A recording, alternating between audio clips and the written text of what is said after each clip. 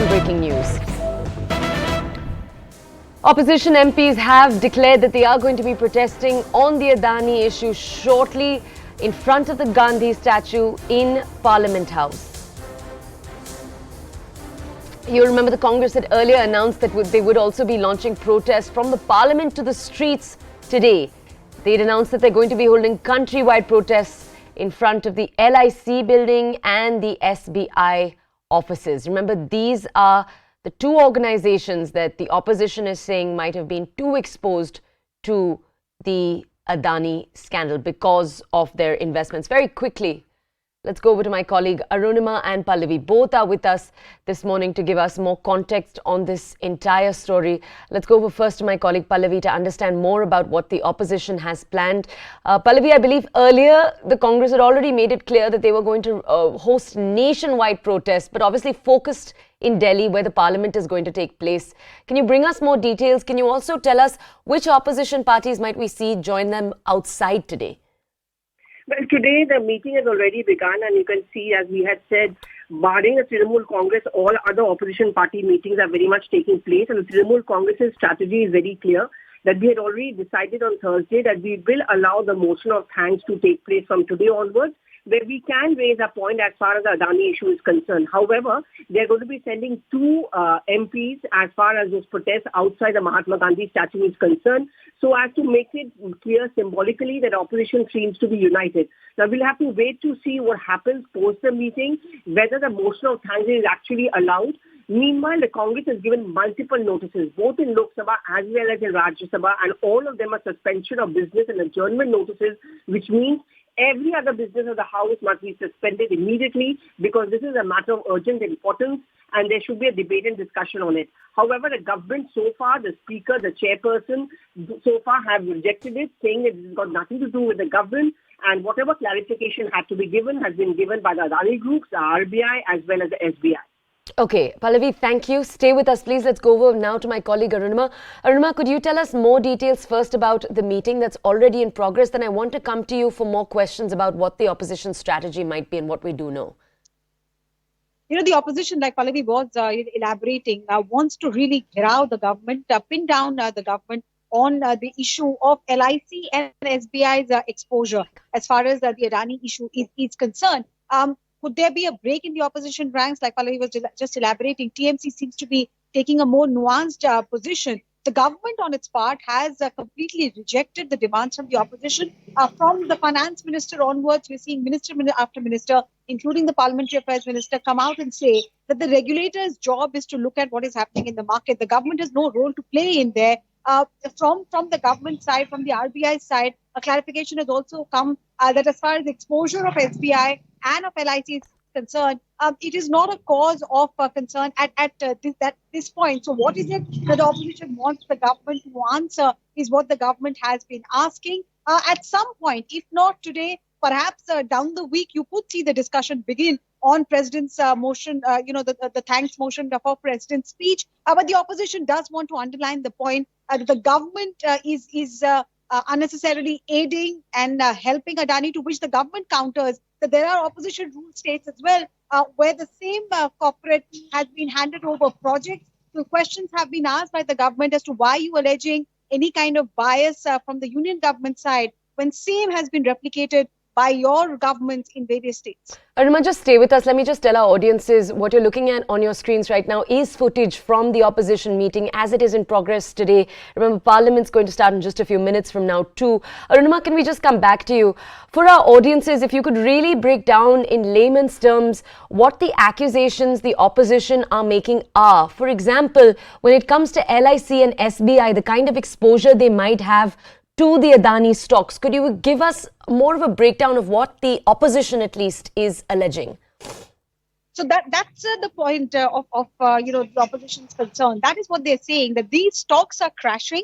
And is there any help being extended by State Bank of India or by the Life Insurance Corporation at government's behest to help the corporate really make up for this loss or tackle the current situation? And in the process, since it is the Aam Janta's money which is there in SBI, which is there in LIC, So are the common people being taken for a ride there? That's the charge, and that is what the opposition wants to discuss. That's why they want the adjournment motion to be admitted. We've seen the last week, the last 2 days where business was repeatedly adjourned, and the vice president from the chair there in Rajya Sabha saying that this is not something that is in purview of the rules. In Lok Sabha also, the speaker rejecting that pressure from the opposition, and it's a united opposition that you see here. Even the visuals that we are showing you on the screen, it is being led by Mallikarjun Kharge, the leader of the president of the Congress party, the LOP in Rajya Sabha, but it has other members of the opposition spectrum present as well. You see the TMC's representation there. You see the other parties also. Aam Aadmi Party and TMC have been two parties who have been very cautious about joining ranks with the Congress. But as far as strategy meetings in Parliament are concerned, these visuals are there for you to see. They've all come together to strategize as to how to really put the government on the mat there. How far do they succeed? That we have to wait and watch, because TMC is also making this point that we must allow the discussion at some point, because that's something that the government targets us on. That in Parliament we run away, the opposition runs away from debates and discussion and only resorts to adjournment, forcing adjournments. That's a criticism that TMC says they want to deflect.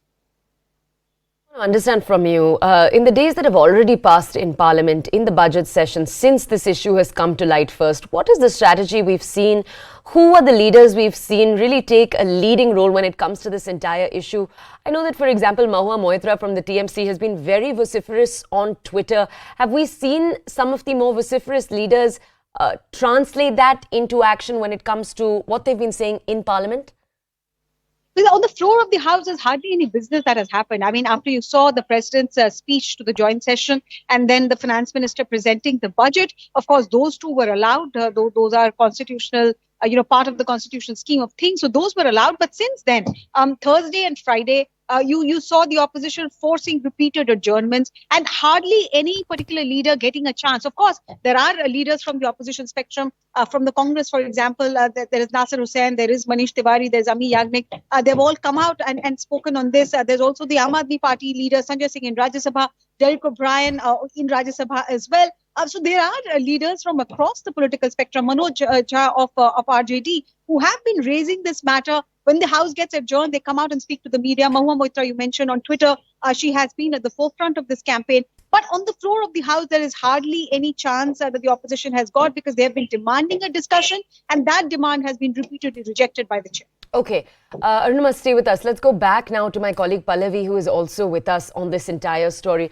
Pallavi, I want to ask you, can you walk us through the statements of clarification that have come through right after that Hindenburg research report and the Adani statement we saw come out? What is LIC, SBI, the RBI? Have we seen statements from these organizations? What have they had to say? And how has the opposition responded to each of these statements?